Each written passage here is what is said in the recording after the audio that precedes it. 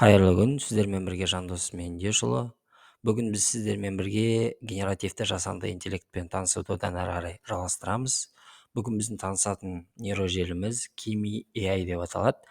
Бұл осыған дейінгі сіздерге таныстырған гамма және тағы да басқа презентация жасайтын нейрожелілермен бірдей жұмыс жасайды. Дегенмен бұл жерде өзіндік ерекшеліктер бар. Қазір біз оны жасап көретін боламыз. Мысалға міне біз кіргеннен кейін әдеттегідей Google аккаунт арқылы кірсек болады, немесе тіркелсек болады. Microsoft болса да кіре береді, аккаунтыңыз қандай болса да.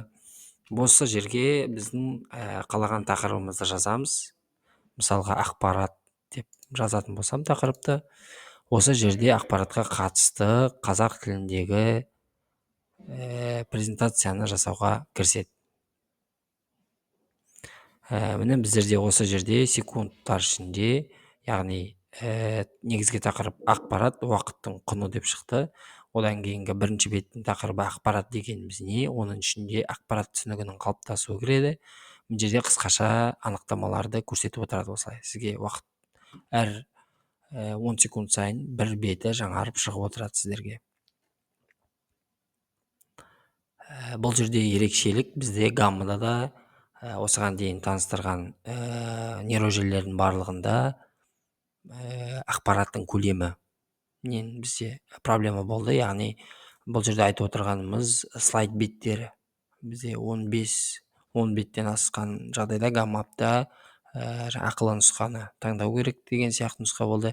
Сонымен қатар гаммапта бізде водяной знак, яғни су белгісі деп атаймыз, немесе жаңағы кедергі келтіретін белгілер болды. Бұл жерде ерекшелік өзгертуге болады. Сонымен қатар дәл гаммаптағыдай көптеген гаммаппен салыстырғанда тегін нұсқасының өзінде көптеген беттік ақпараттарды қабылдап алуымызға, яғни көптеген беттік презентация жасауға мүмкіншілік бар. Қазір оны біздер қарайтын боламыз. Ақпарат деген тақырып бойынша міне әр беттің ақпараттың түрлері, ақпараттың қасиеттері деп жаңағыдай бізге шығып жатыр әр бетке байланысты. Неғұрлым тақырыпты біз анық берген сайын, соғұрлым жасанды нейрожелі, яғни Kimi AI-да нақты әрі қысқа жасауға тырысады. Біз қазір жалпы ақпарат деген тақырып бергендіктен ақпаратты түгел қамтуға тырысады. Оның қауіпсіздігінде, оның түрлерінде, оның қасиеттерінде, оның шығу тарихынан бастап түгел ақпаратқа қатысты не нәрсе бар, қандай нәрселер міндетті түрде айтылуы керек деп санаса, сол нәрселердің барлығын қалыптасуға тырысады.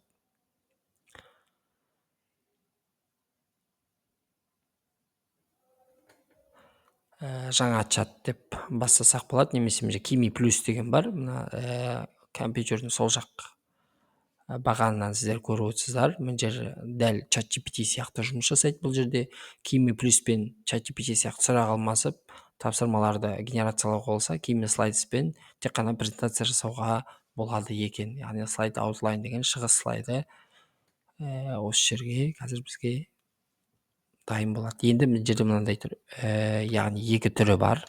Мына жерден қазақшаға тілін ауыстырсақ болады. Енді біздер қазір мен қысқа түрін таңдаймын.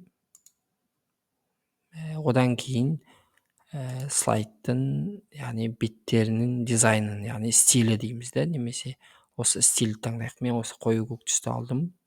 Осыдан кейін генерациялау батырмасын басам. Бізде загрузка жүріп жатыр, және осы загрузка кезінде дәл жаңағы берілген тақырыптардағы мәліметтердің барлығы әр бетке осылай түсіп отыратын болады. Бізге бұның барлығын өзгертуге болады, артық жерлерін алып тастауға болады, немесе қосуға да болады өзгерістерді. Көріп отырсыздар, секундтар ішінде әр беттің қалай сауатты нақты жасалып жатырған, суреттерді барлығын өзі қояды, ерекшелеу, стильді, әрі қысқа нақты мәліметтер.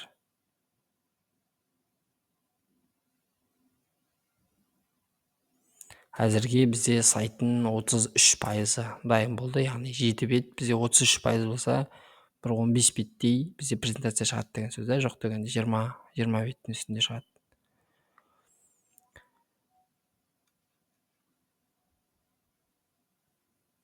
осылай күтеміз. Дайындағаннан кейін біз күтіп отырған кезде мен сіздерді өзгеріс интерфейсімен таныстыра берейін.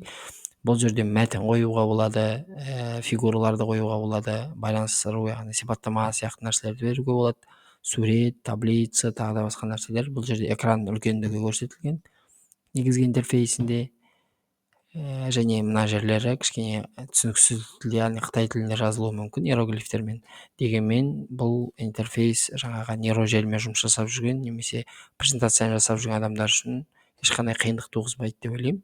Себебі бізде негізгі жаңағы барлық нейрожелілердің интерфейстері бірдей, тек қана жаңағы қызметтерінің әртүрлілігінде болады. Мынандай сыймай қалған әріптерді сәйкесінше қазір жазып біткеннен кейін редактировать етіп біздер түзеп өзімізге өңдеп аламыз. Дәл сол сияқты шрифттар, кейбір қазақ тіліндегі шрифттарды оқымайтынды да бізге шығарып беру мүмкін. Дегенмен біздер ол нәрселердің барлығын өзіміз өңдей аламыз. Қазір уже 16 бетті шығарды. Сонымен қатар суреттерге қатысты да мына жерде мысалға кемшілігі суреттің тақырыпқа қатысты еместігі де. Оны да суреттерді де ауыстыруға болады. Дегенмен бізге қысқа уақыттың ішінде 20 бетке жуық презентацияны нақты әрі қысқа етіп түсіндіретін нейрожелілердің саны, әрі тегін нейрожелілердің саны өте аз.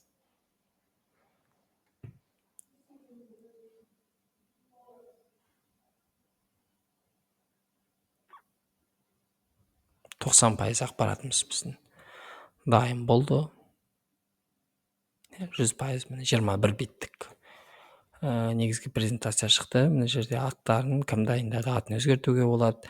Дәл сол сияқты оның шрифтін мына жерден келістіріп, өлшемін, слой дейміз, яғни қабаты, оның тұруы, оның барлығы да. Енді ол қалыпты жағдай, оны біздер білеміз.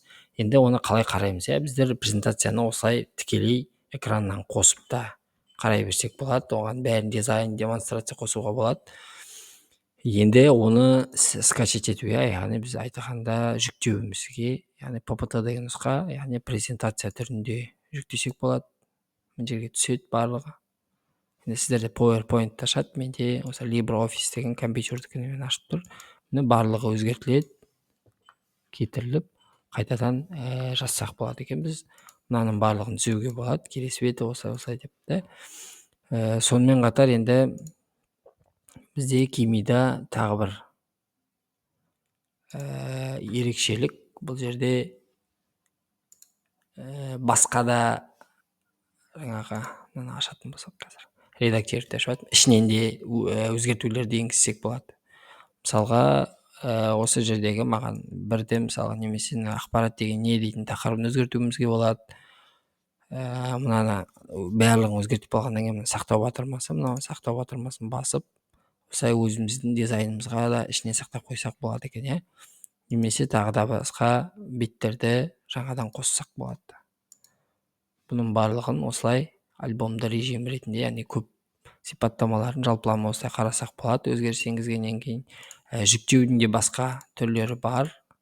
Жанында көріп отырғандарыңыздай қазір басқа түрде жүктеп қарап жатырмын.